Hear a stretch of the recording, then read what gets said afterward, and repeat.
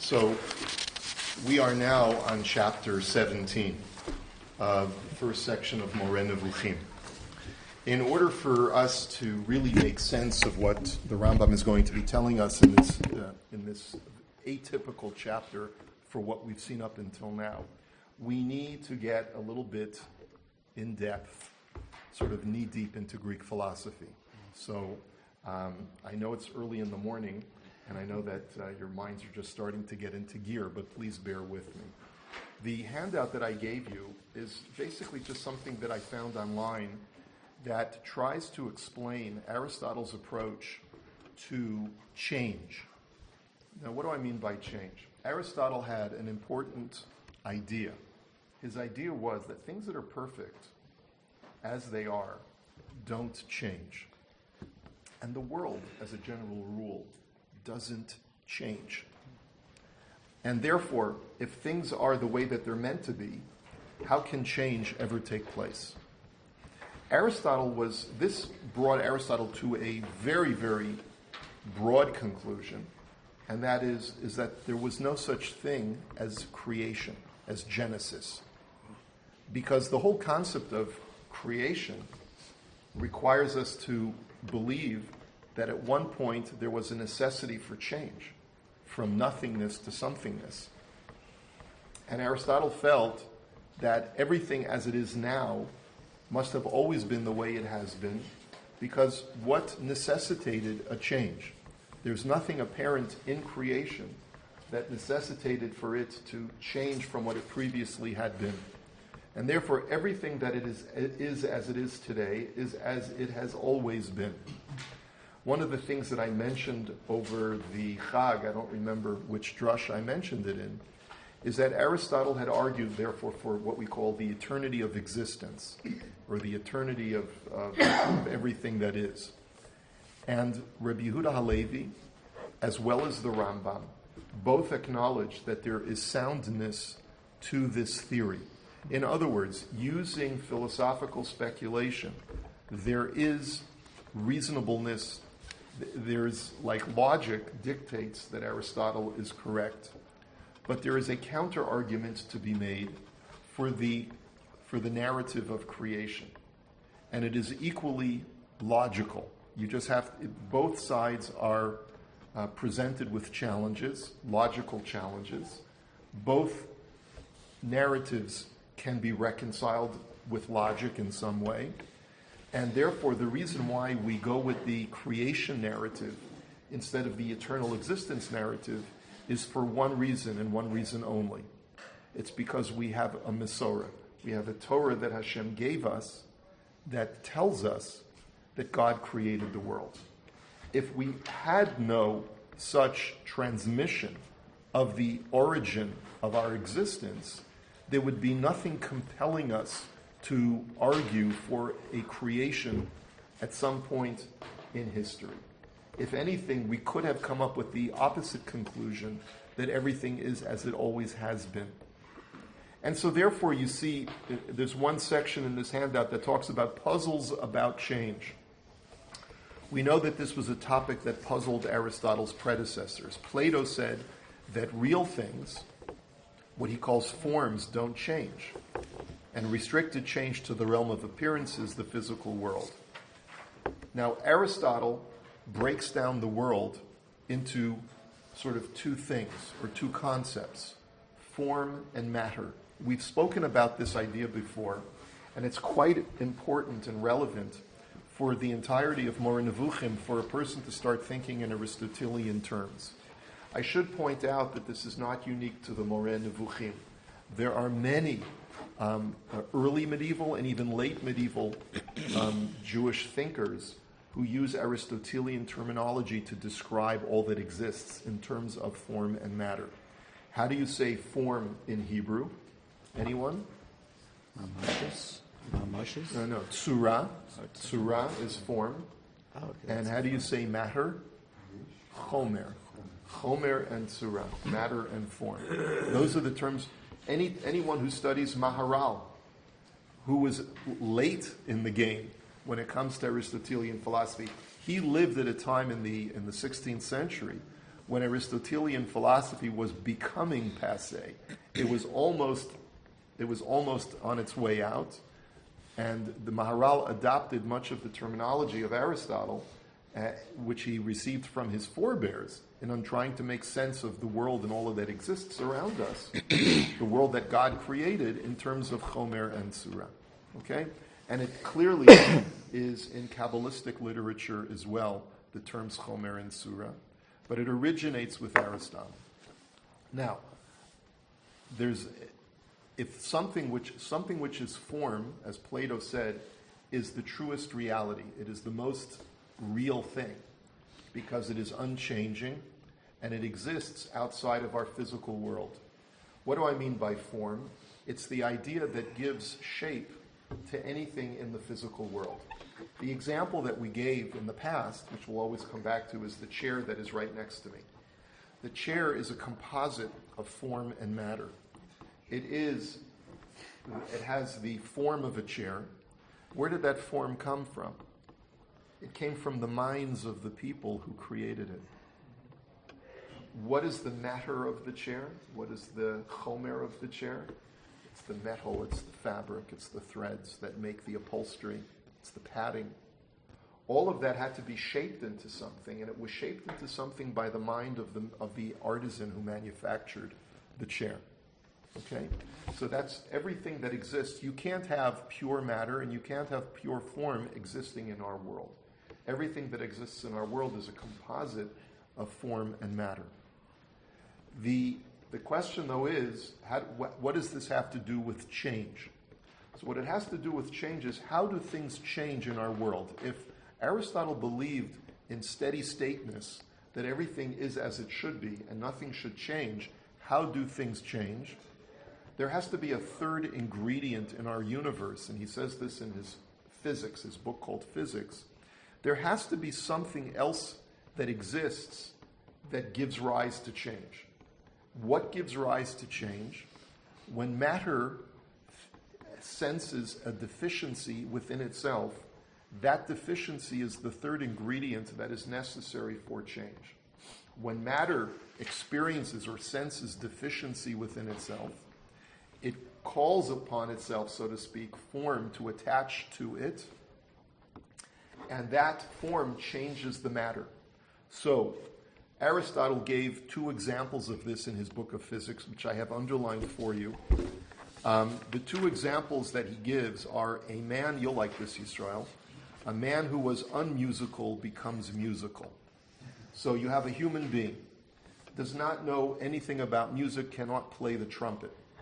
So he goes to a master trumpeter,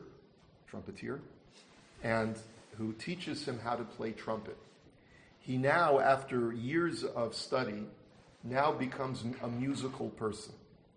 So when we want to describe the matter and the form and the deficiency in those three ingredients which cause this person to change from an unmusical person to a musical person, the human being that was previously unmusical is the matter. The form is the musicalness that he acquired over the course of his training. And the deficiency was his state of being unmusical, which in some way impelled him to acquire musicalness. Just a quick statement. I'm sure that I was going to speak about it. I don't believe if anyone, you have to be born with certain things that are not your choice. So if you weren't born with the ability to be a Rav or to be a musician, how could this So Aristotle would agree with that. Aristotle would tell you that there are certain types of matter which are more connective to certain types of form. So a person, when we bring it back to the analogy, certain people are born with a propensity towards musicality, and therefore they seek out the form of musicalness or musicality. I don't know what the word is. Okay. But where is the matter in an ability? Well, it's in the form. Form is the ability. Form is the ability. So a human being is the unformed human being, meaning that he doesn't have that ability yet. Correct. The form is that ability that he acquires, the musical ability. Right. And the deficiency that was necessary for him to connect to that musical ability was the deficiency, was that lack that he had of being musical. So it's adding additional form to right. the matter. And by the way, you understand that this inserts a sense of some level of sentience within all that exists. Which means? A sense of awareness. Like an unformed rock is aware that it lacks some level of form. And so it seeks out form to make it into something that is smooth and square and cubical or whatever it is.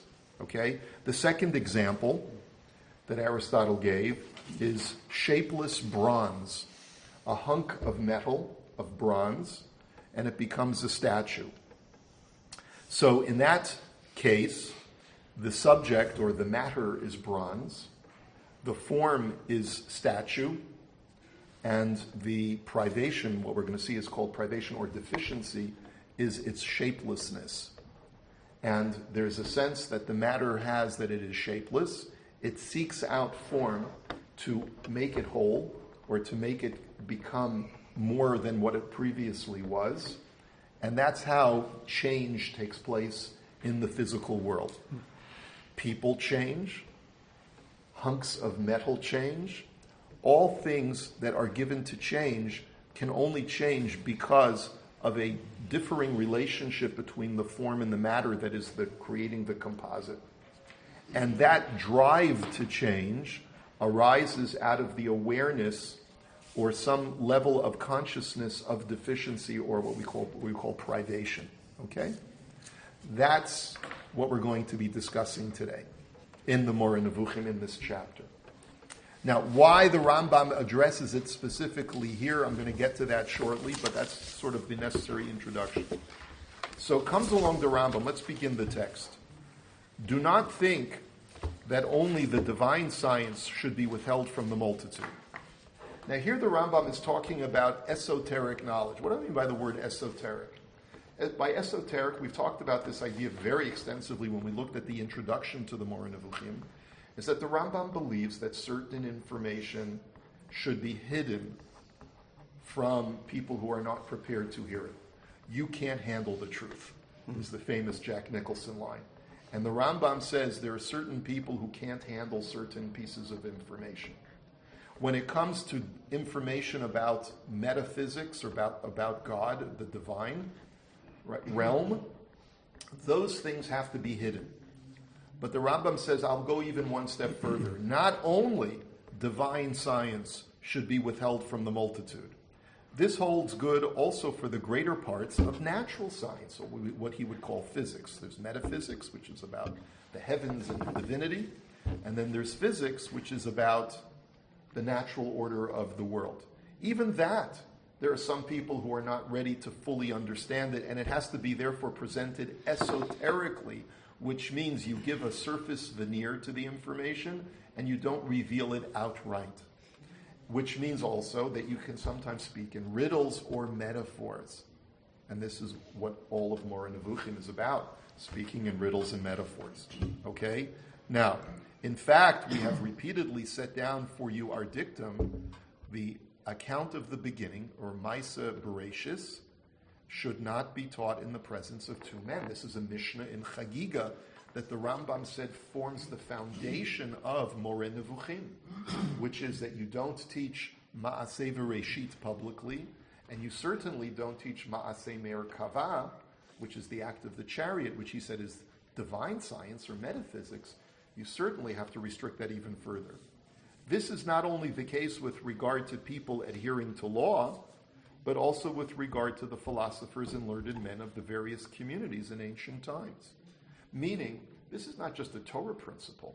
This is not just a halachic imperative that you should not reveal hidden truths of the Torah to unsophisticated Jewish people, but it applies, it's a universal concept, that even when you're discussing secular philosophy, which, by the way, according to the Rambam, there's no real thing as secular philosophy, but even this applies to non-Jews as well. It's a universal concept that when you're discussing very lofty ideas, you do not reveal them outright to people who are not prepared to be able to accept them and understand them properly. But why? Why?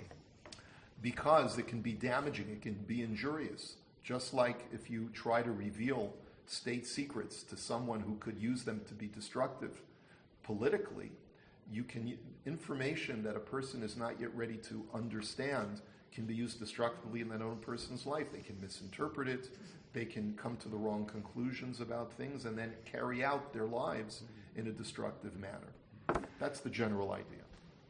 And so, as an example of this, he says, they concealed what they said about the first principles and presented it in riddles. What does he mean by first principles? The basic building blocks of all of creation. Thus, Plato and his predecessors designated matter as the female and form as the male. Now, what does he mean? What he means to say is, Plato spoke in metaphors. He said that there's form in matter, said Plato, and Aristotle picked up even more on this. And he said that form is male and matter is female. Because when you think about it, when you think about male and female relationships, the male acts upon the female receives the male. So when you want to describe the process of form and matter becoming a composite unit, you describe it in terms of the male bonding with the female. Now that's a metaphor. So Plato is an example of how a secular philosopher, a non-Jewish philosopher, in describing natural science, speaks metaphorically. Now, if that's the whole idea that the Rambam wants to present to us, he could have stopped the chapter here. Now let's see where he goes on. He continues. Now you know that the principles of the existence subject to generation and corruption are three. Matter, form, and particularized privation, which is always conjoined with matter. This is really just a fancy way of saying what I started this class with today, which is there are three ingredients, according to Aristotle, which give rise to change. There's the existence of matter and form, and the recognition within matter that there's something missing, that there's some deficiency which prompts it to sort of call form to bond with it. For were it not for this conjunction with privation, matter would not receive form. It is in this sense that privation is to be considered as one of the principles. It's one of the ingredients of existence. However, when a form is achieved, the particular privation in question, the privation of the form that is achieved, disappears, and another privation is conjoined with matter, and this goes on forever, as has been made clear in natural science. What he's basically saying is this change continues continuously throughout the world, in that things are continuously evolving and changing. Because once matter receives one level of change, it has its privation removed, it's alleviated itself of privation, of that deficiency.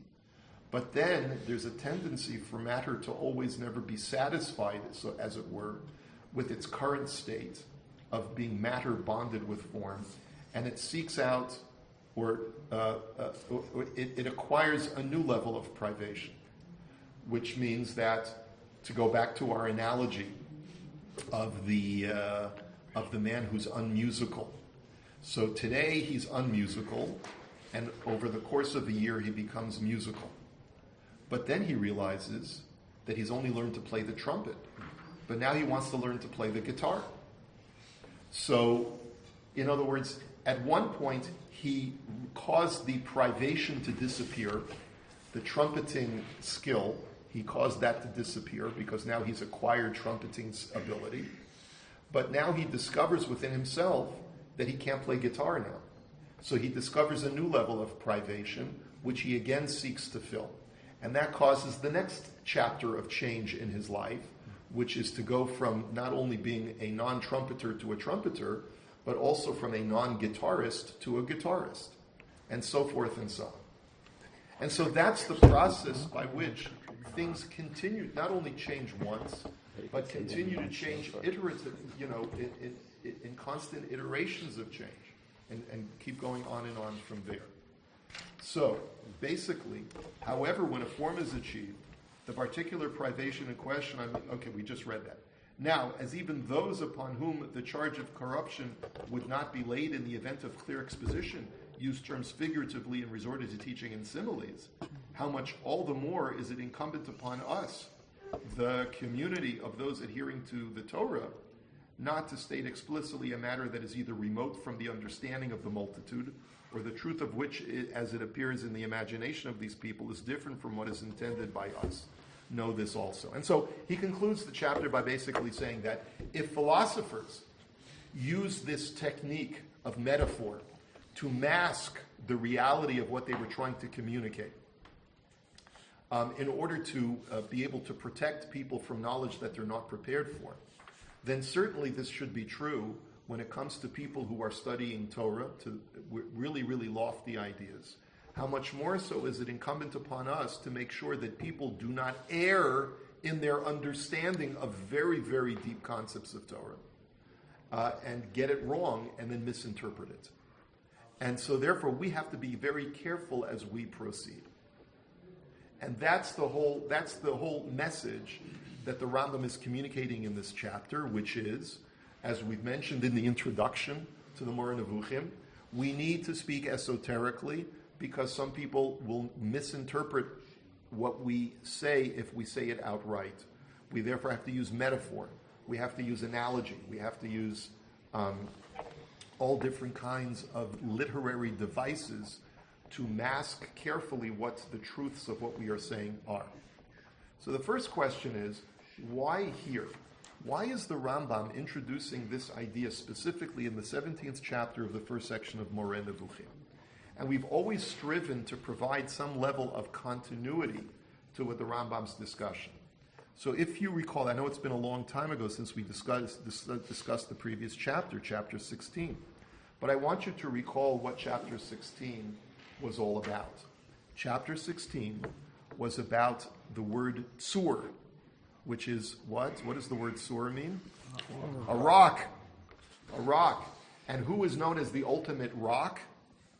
Hashem himself is known as the ultimate rock. God himself is known as the ultimate rock. Now, there's an interesting coincidence. The word rock is tsur. What's the word for form? Same word. Tsura. Now, why if tsur... Remember, what did Plato say? That form is the male and matter is the female. Let me ask you a question. Is the word for form in Hebrew a male word or a female word? Male. Surah. Tsura Is female. is female. That's usually the way you conjugate a feminine word, is by the word surah. So what is being alluded to over here is that even though in a philosophical model that is devoid of God, there is only form that is the ultimate actor upon the ultimate male quality, which acts upon the ultimate female matter, which is the recipient. But there is something that acts upon form, and that is the ultimate male. Hashem ish milchama. God is the ultimate male. And therefore God is above form in his maleness, in his male quality. So therefore, someone says to you, okay, let's get a little PC, right? Is God male or female? God is not only male, he is the ultimate male, because he acts upon that which is considered by the philosophers to be the ultimate male. Vis-a-vis God, form is feminine, because form is manipulated by God to act upon matter. So when looking at the system of exchange between form and matter, it's true that form is male.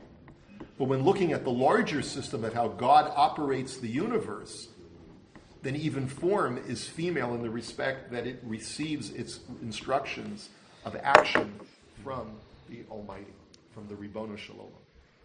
That's the continuity over here, because ultimately the reason why the Rambam introduces us to this idea of God being the Tzur is to remind us that even though we're going to be delving into philosophical ideas, we must also remember that the philosophers only looked at a sort of a smaller view of all of reality absent of God. Once we expand the aperture of our view, we see that even form receives from Hashem, who is the Tzur acting upon the Tzura. Okay, so that's the reason why it's over here. Now, the other important thing that some of the commentaries point out, and with this I think we'll have to conclude, is the following. The Rambam is also using the whole metaphor of form and matter, and that third ingredient that Aristotle talked about, which is the idea of change. He's using that to describe the human mind as well. Remember, the human being in general can be described as either form or matter depending upon the context. So remember, in our chair example, where does the chair get its form from? From the mind of the artisan who manufactures the chair. So in that sense, the mind provides form. But in another context, the mind is also matter in that it receives divine knowledge from the Almighty that implants knowledge into our minds. What is it that causes us to constantly be changing in our intellect, in our thought process? It is the matter aspect of our mind which links itself to that deficiency, which makes us constantly aware that there is something missing from our thinking, that we are constantly striving to receive the additional form that will give rise to new thinking and will make our mind different from what it was yesterday. So, basically, the human mind is constantly hungry. That is the tendency of the human mind. It is constantly hungry to fill that deficiency that Aristotle said is that third ingredient of all of existence. That being the case, the Rambam is also alluding to the fact, do you know why I have to be so careful in masking information? Because the more I feed you, the more hungry you shall become for more knowledge. Like this year. And therefore, says the Rambam, I have to know how to mask things properly so that you are ingesting the knowledge in the proper measure and in the proper way, so that you don't, like if a person drinks too quickly or eats too quickly, they can get ill, they can have a very, very violent negative reaction. We have to feed you this information very slowly because your tendency is to be ravenously hungry for more and more information. And therefore, knowing the nature of matter and form and that deficiency that exists within matter, and knowing that your mind works on that way, and all of our minds work on that way, I have to be exceedingly careful to not force feed you or not excessively feed you, not give you too much information as we go along this process. And here the Rambam is giving us pause to realize that everything that he is doing is in very, very measured cadence to make sure that we don't step into a ravine that we're just not prepared for, and we're going to injure ourselves. So that's where we are at this point. Questions, comments? So Yes, like Israel. Go ahead. Izzy or Israel. No, I just science. I'm not a scientist, but I'm into this a little bit. Has discovered over the last 20 years, 30 years, that there's such a thing as neuroplasticity, that your brain not only can physically enlarge, change. That's right. Exactly. So the neurons, right, and new links and new. So that sort of supports yes. the desire. Actually, there's a physical component to it. That's all I want to say. Very good. Excellent. Izzy. one of the it looks to me like one of the trappings is that why he makes sense is that you look at man, and man you can equate yourself to God, that you also have control over matter and you can create form, and you have to be careful that you don't think you're God because you have these capabilities. Correct. But using Plato's analogy, there's a little bit of maleness and a little bit of femaleness in all of us, right? Mm-hmm. And a little bit of matter, a little bit of form in all of us, and we have to know when to exercise the matter and when to exercise the form. And then don't forget what's going And on. don't forget what's above us, which is the real tzur. Okay. Good. Have a great day, everyone. Great.